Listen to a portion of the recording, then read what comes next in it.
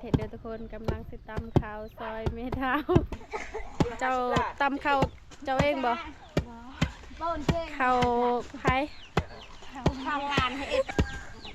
มันปังมันชอบกูตะด่างมาคือกูเก็บหนึ่งปลานั่นไหนก็เบิ่งกันปลากันเฮ้ยบ่บอกเลย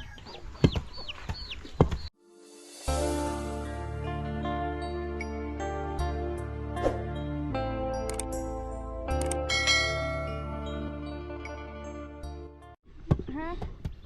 เอาน้ำมันอันนี้กูจะรักเราเลิกมาเท่า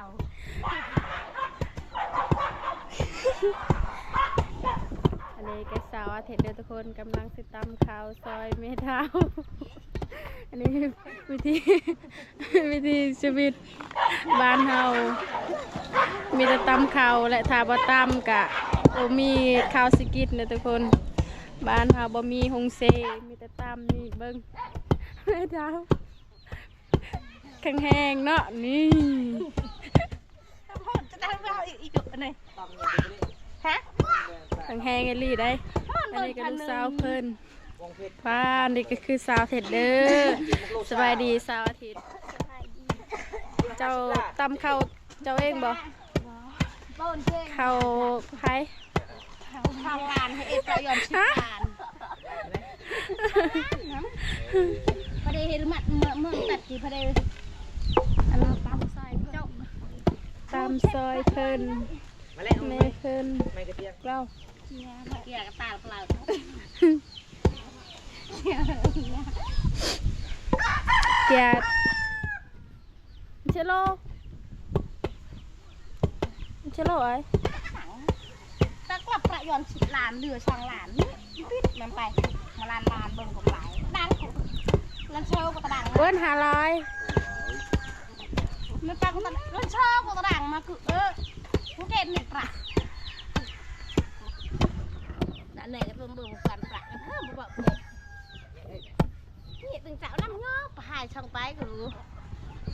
บอกแล้วการก็แก่เนี่ยงอกตักเสียงก็เด็ดแบบน้าวตาหน้าหนูไหนผู้ไหลไม่จักอายุกว่าตัวหมูกายกูเงือบดิตามพวกไม่เติบโตอยู่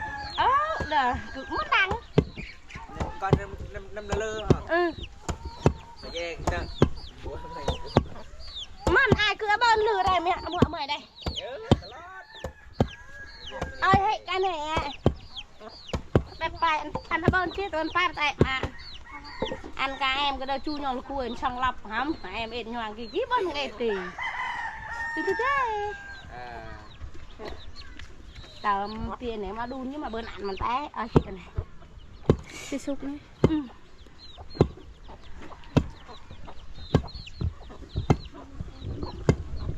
กูกว่าเลย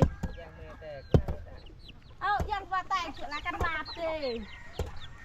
บางแกะแกแต่มาค่ะเมียงพากาเมียงเบิ่นกุยปืนตอนมันใส่ด่างกับบางยาจืดเป็นเมียงอะไรนักมุกเราปีเล็กเมียมกี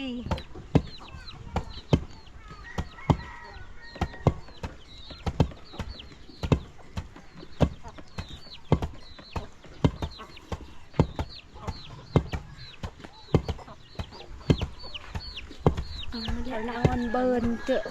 อ10 นาทีแต่ไว้2 นาทีใช่ไหมได้ปังแบบทุกภาคเคยเรานับเล็กเกินเราดูสิไม่กะ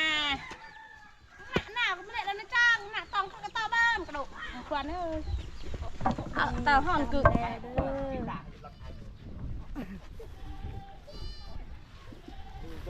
ได้กระสิพัด ถ้ามันหนักหลับเนื้อเป็นลาวตอมแสงชื่อรวมสังโกใส่ทีซาลาบ้านเฮามันตั้งไงเงียบงองดอกกินปุ๊บอะไรแบบจูปลือกี่เงียบติตึงจะติจะบังอะไรตะบันดังปู่เหรอ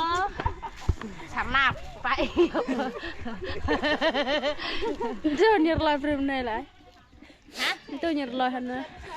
Kia nó bên trên quả đào nãy có món đáng cả đây mấyตะกิดละน่าก็เปรอะไหม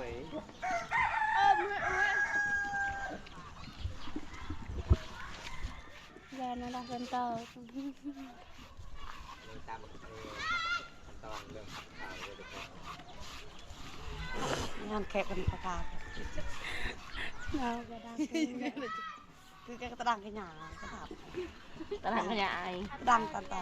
เอ็ดอันไม้อันกันหยาแต่ตะดังเลยให้มันคือเรียnó tạ hay sẽ ma hai tạ bờ mới ta Tak pernah lihat ke yang kel juga kok kel juga lor cang bơm. รายกี่ตะก่อนนี่ในอันกระดูดเนี่ยตรงนี้ละเห็ดไทยแต่มาไปเนี่ยดินมาไปตีมันซื้อบ้านเจ้ามีบ่เห็ดนาบ่จักก็ได้ก็ไปจุดไปจักก็ได้จุดนั่งจนเตื้อบอกเราครูเนี่ยพี่อ่ำมันตัวความท้ายจุดมาทาตาตะนัง นี่ก็มันกองทั้งนั้นว่า นี่มันงกหรอ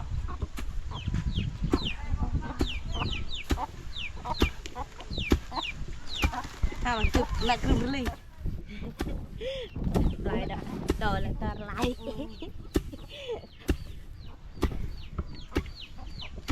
ป่าเดี๋ยวกูจะเทกาวมามอนลำละป่านี้ป่ามาไตบิลเชงป่านี้อันนี้ตะโกนจะยาวจะชูเยอะกี่เด็กใหญ่ป่านี่กูไปเจอยังมาดงให้เรียบเน่ยาวจะยาวดงเบิ่มsemuanya ti aki ama bài ta pak vẫnnya nang nhà mòn na đấy nhà mòn cho đông đây xong cọ phải mà hôm nó thả Nhà chuối. mà có đồng chi tợ ở dòng trong đồng phụ tợ phải này cái đồng chi tợ mặt mà được phải đồng chuối Ăn bên chụp nữa thì. mà có hơi ba mòn chọc vào thì tợ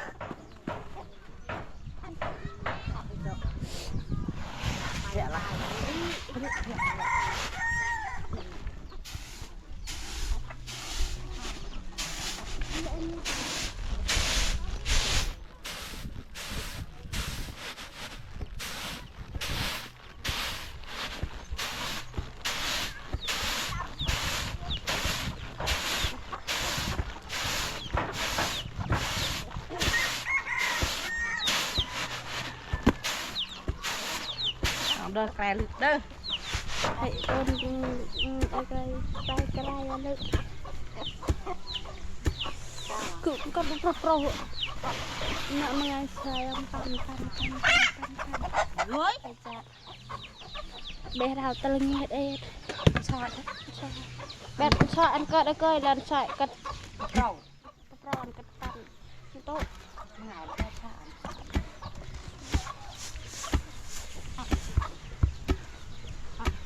rồi bé đào sọt đào con tượng sọt đồng chỗ thành tập pan đắp đấy rong kép đã hay prưng nhật bậy sợ ngài nó sao ngài saoแต่เอาก่อน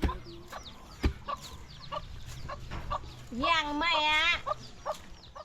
ไอ้โชคไอ้เบิ้ลไอ้จ่าง่วยกันเอาดงเหกันนั่งnữa nèแต่รีดแต่ตะมอมก็ไปไหมครับ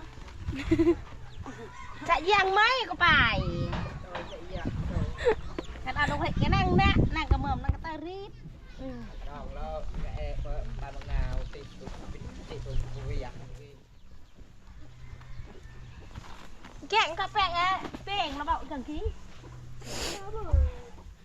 ที่ร้านค่ะฉลองเขาอยู่ เย้ใหญ่ เอาลองได้แพงอาทิตย์ที่ร้านเยอะติดเยอะเลยบ้าง เดือนมันใหญ่ยืนเนาะแต่ไปให้บนติไม่ยังไม่หมักอยู่อะไรมาปัดกลางยืนคือง่ายอ่านเสร็จเลย นั่งมีแปลอะไร ดอกตะวันหนักอยู่กี่ใบหน้าบ้าแม่ยืนกี่แกลายนะแม่แกหน้าแดดอย่างแต่แกหน้าได้ยังไปหมักอยู่แกย่าอยู่ดูอ่ะแกเก่ากว่าเลยมูวี่รู้ไปมูวี่ออกเดินฮัลโหลอย่าให้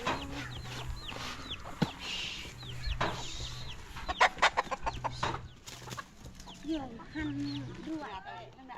หั่นข้าวเลยด้วยให้ได้บนลอยเลยตู้บ้านเยื่อก้อนห้าง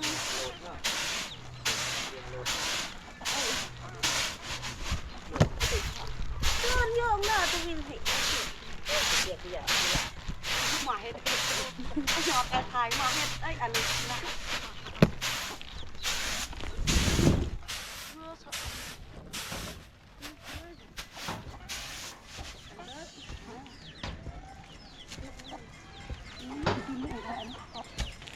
10 นาที สาไปเจาะดอกเอาไปหน่อยอุ้ยไหนวิเอ๊ะ เอาทุกคนตอนนี้สาวสุกก็สิปิดคลิปก่อนมื้อนี้สาวสุกกับบ่มีหยังลาค่ะ FC ได้รับชมวิธีสาวลาวบ้านเฮาก็จบเพียงเท่านี้ก่อนคลิปหน้าพอกันไหมค่ะว่าสวัสดี บ๊ายบาย